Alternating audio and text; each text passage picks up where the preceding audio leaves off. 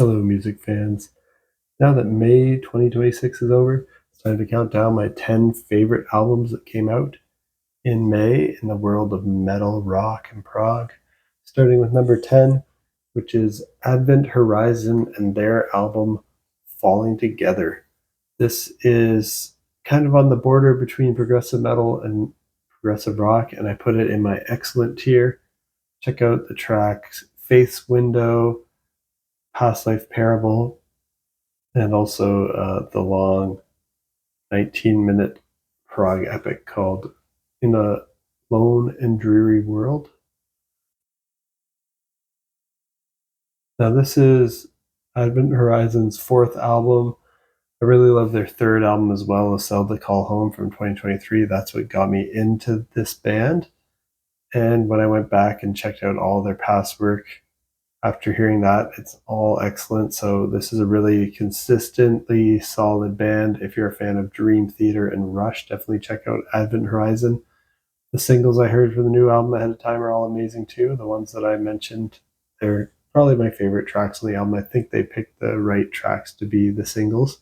Past Life Parable, Face Window, and then I think they released the Epic too ahead of the album. And my only negative I have with the album is that the lyrics are a bit too religious and spiritual sounding. I think that kind of lines up with the theme, particularly on Faith's Window and Past Life Parable. They make me feel like I'm listening to a Christian rock song, which is not something I typically enjoy, though I do make occasional exceptions for great artists like Neil Morris. And they actually remind me a bit of Neil Morris when they go in that direction. It does make sense though with the concept of the album. I read on their Bandcamp, it says Falling Together is a record about holding your beliefs under a microscope and determining whether they're truly yours or whether they were planted by others when you were young and impressionable. So that's an interesting concept actually. The music is really, really good. So I have to give this my excellent tier rating.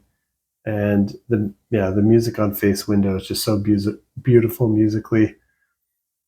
I like how it starts out pretty soft but builds up, and we get vocals from multiple band members. So you hear male clean vocals, female clean vocals, you hear some harsh vocals too. Hard to pick a favorite on the album. I bounce back and forth between Face Window and the Epic. The Epic should maybe be my favorite. It has that similar mix of male clean vocals, female clean vocals, and a few harsh vocals. And it has some great metal riffs that take you on a journey. Number 9, I've got Teramaze and their album The Silent Architect. This one's progressive metal as well, and also my excellent tier. Check out the track The Invisible Countdown for a preview here. This is Teramaze's 13th album. They're an Australian band, and they're an excellent band with an excellent catalog. They're very melodic progressive metal. They occasionally have Christian themes in their lyrics, but they're not too overt or blatant about it. So they haven't bothered me too much with their lyrics. The lyrics on this album are actually bothering me a bit more than they usually do. They're a bit more obvious and overt about how religious they are here. Kind of rubbed me the wrong way, but the vocal and instrumental performances from them are amazing. The 1-2 punch of Arrow, which is a nice soft ballad, and Dust and Bone, which is a heavy rocker, really shows their range and their talent.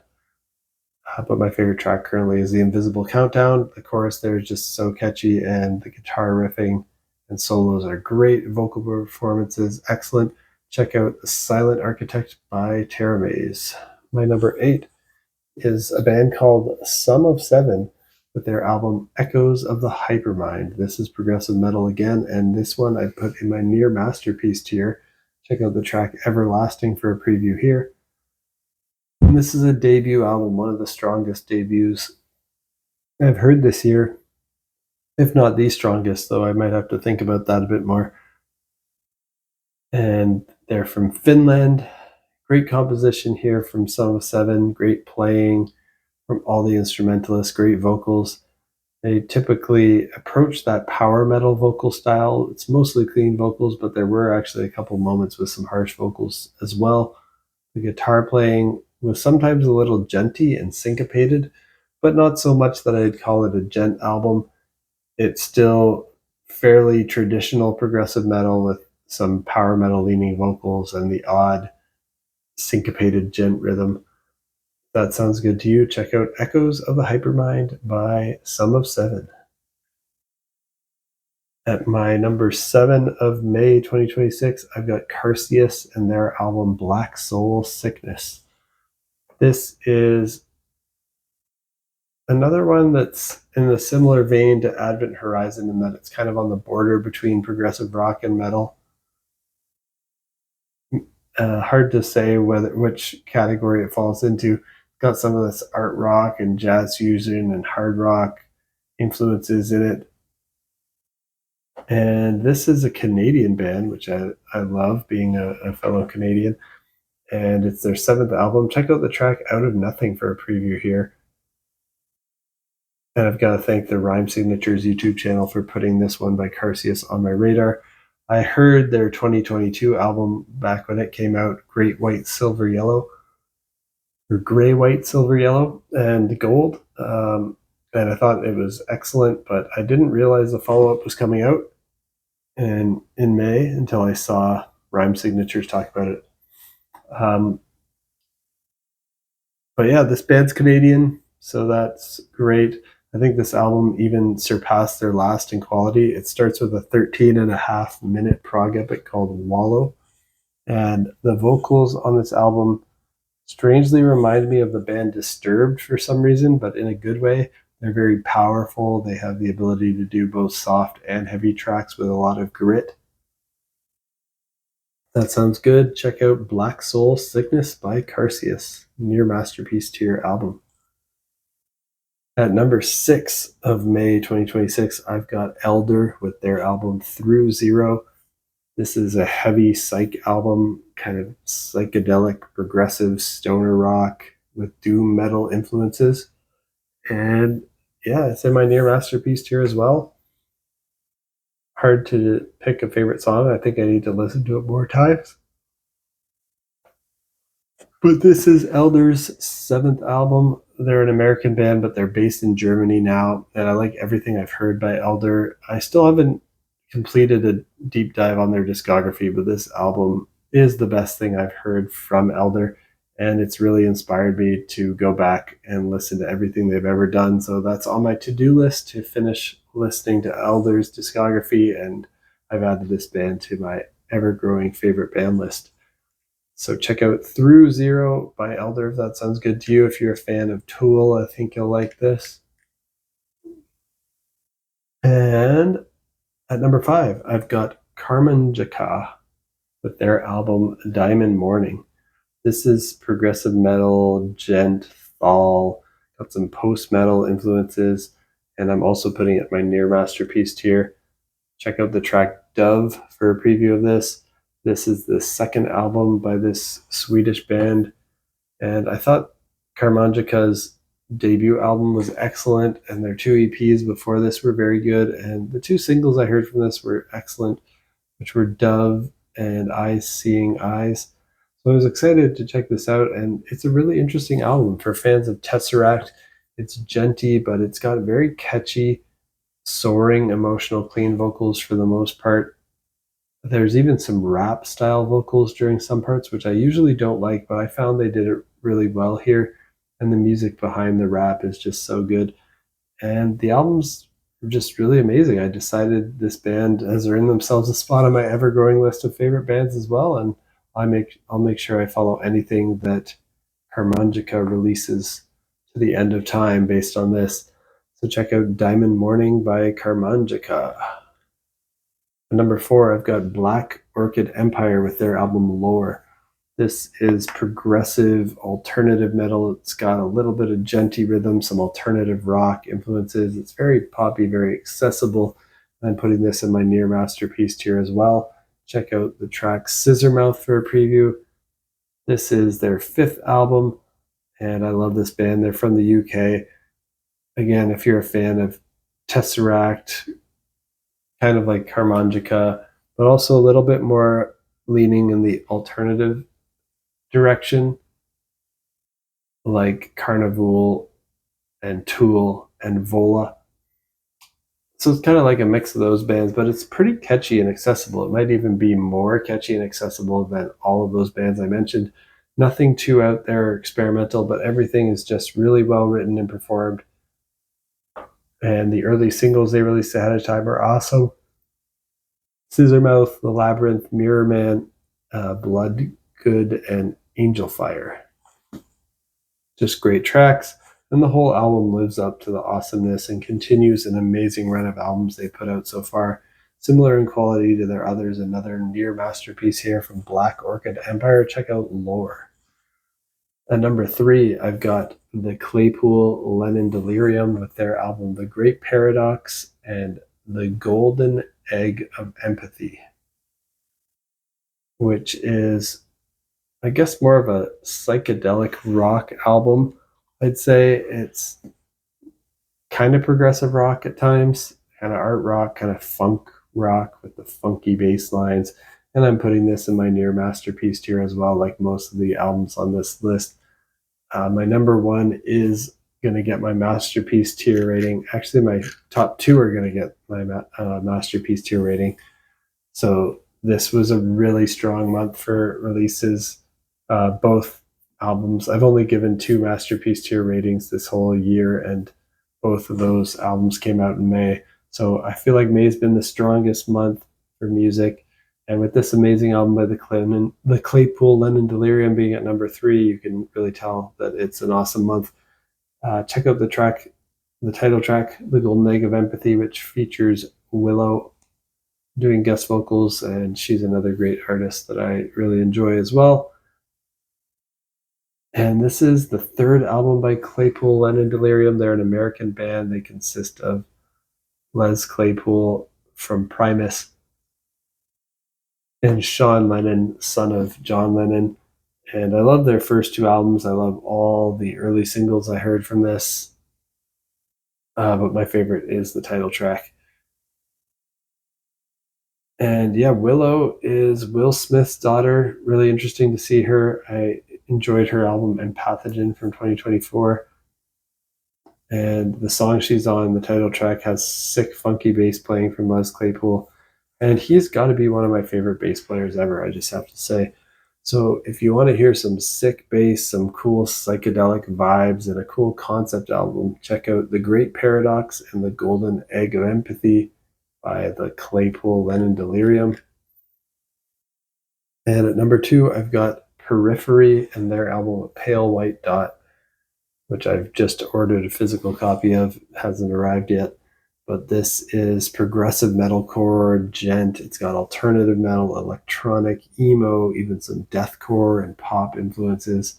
And I'm putting this in my masterpiece tier. It was the first masterpiece album I heard this year. And check out the track Obsession for a preview of this. Really great track. This is Periphery's 8th album. They're an American band, and I just love them. I'm a fanboy of them. I love all their albums. And I consider most of their albums to be masterpiece tier, to be honest. So I really expected this to be a strong contender for my year-end list if they could maintain their typical quality.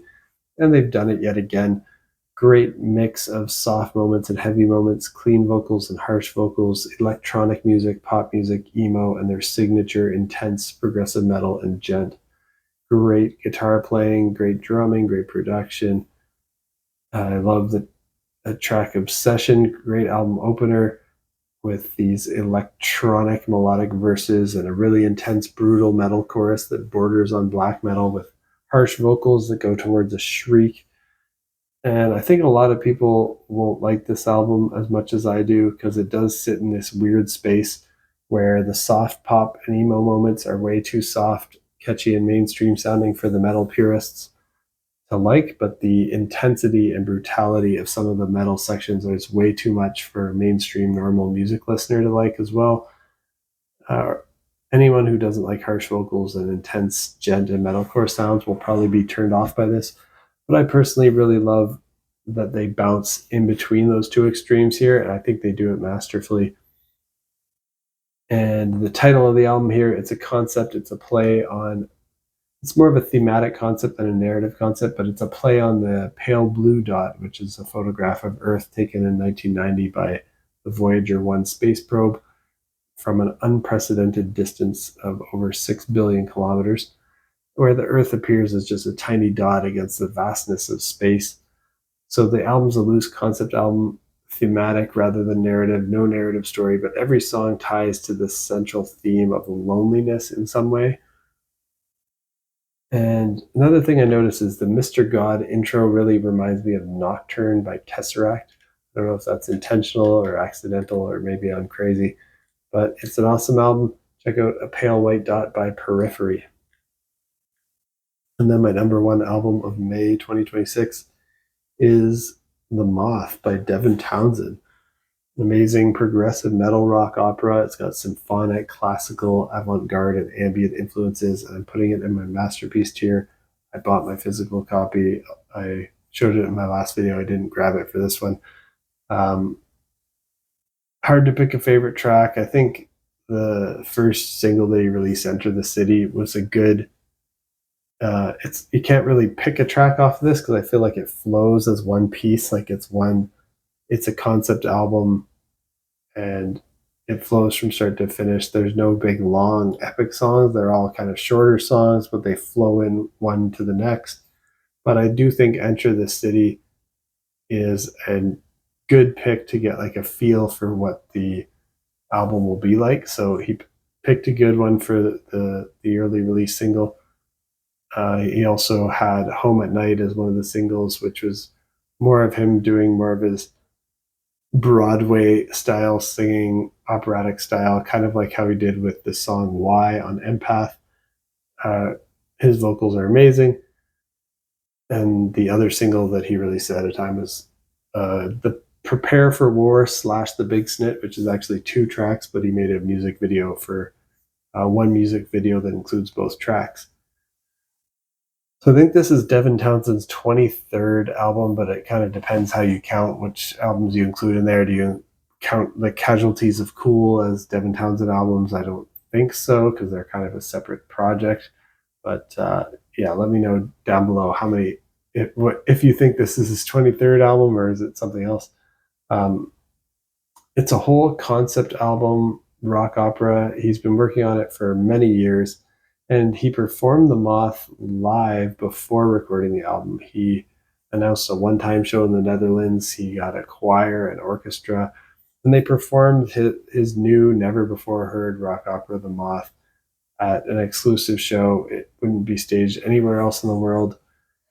He did end up announcing a second date, but in the same city, so I think he's been true to his word that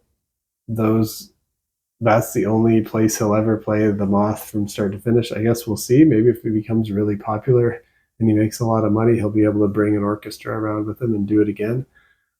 But The Moth tells the story of the human experience from birth to death. It's comparable to the transformation of a caterpillar into a moth. It symbolizes the human quest for meaning, and offers perspectives of the fear of death through analogy and narrative. And I'm pulling this from, I forget if it's from Bandcamp or somewhere else, but ever since Townsend witnessed large musicals such as Jesus Christ Superstar, Phantom of the Opera, and musicals like that in the 1970s, he's seen this project as his calling. So The Moth has been in the making for over a decade, and Townsend's been building towards it for 30 years. I watched live recordings of the shows in the Netherlands on YouTube. It blew my mind. The singles he released ahead of time are amazing. The album versions of the songs are perhaps even stronger than the live versions. And this is currently my album of the year at this time. A strong contender for album of the year overall at the end of the year, I think.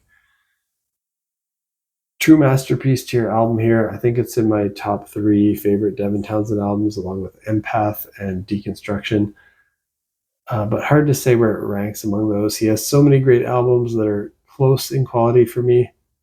I know he does also have a few duds in his catalog as well, some that I find really annoying and unlistenable, like the ambient noise albums Dev Lab and The Hummer. But Devin is truly a man with a lot of talent, a lot of variety in his tastes, and he can master these grand, epic, cinematic, orchestral Broadway musical vibes while also mastering chunky metal riffs and screams, but also beautiful vocal melodies, soaring operatic vocals, clean vocals. He's a vocal master. His guitar riffs are amazing. The big wall of sound production that he often uses is really cool. And yeah, some of his other albums, he gets more chill and ambient, sometimes even more mainstream, accessible pop rock sounds. And you can hear moments of those types of sounds sprinkled in here. But the focus of this album is really the grand, orchestral, cinematic Broadway musical style mixed with metal. And I think he does that amazingly well. So if that sounds good, check out The Moth by Devin Townsend. And that's it for my 10 favorite albums of May 2026. What are your favorites that came out this month? Or not this month, because I'm posting this in June, but last month. Let me know down in the comments. And what do you think of my list? Have you heard all of these? Which ones do you like? Which ones don't you like? And which ones are you excited to check out based on my description? Hopefully, I can turn you on to some new music. And if you like metal, rock, and prog music, you're in the right place. I talk about it regularly here on my channel. Every week, I put out my first impressions of new music that came out that week. And I call that my New Music Picks 2026. My next video in that series, I'll be giving my first impressions of music from Converge, Slift, Evergrey, Modest Mouse, Am I in Trouble, Blood Incantation, Evanescence. Who else? August Burns Red. And there's some live albums from Arion and Voivod as well. Those are the ones that I still have yet to listen to. So that'll be my next video. I'll talk about my first impressions on all of those. So if you're interested in that, stay tuned and peace out.